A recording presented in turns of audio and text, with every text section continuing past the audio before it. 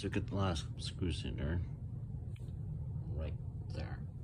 I hear myself twice. I hear myself twice for some reason.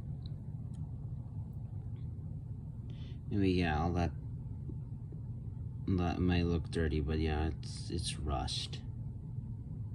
For obvious reasons. Unfortunately, yeah, that's the thing. There's rust everywhere on this thing. I'm just gonna try to do the magic trick here. Not really a magic trick, but whatever. Like, it kind of works. It as long as it works, that's fine.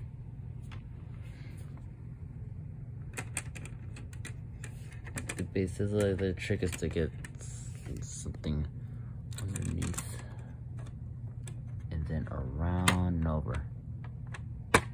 See, something like that. Make sure the crease is like flush.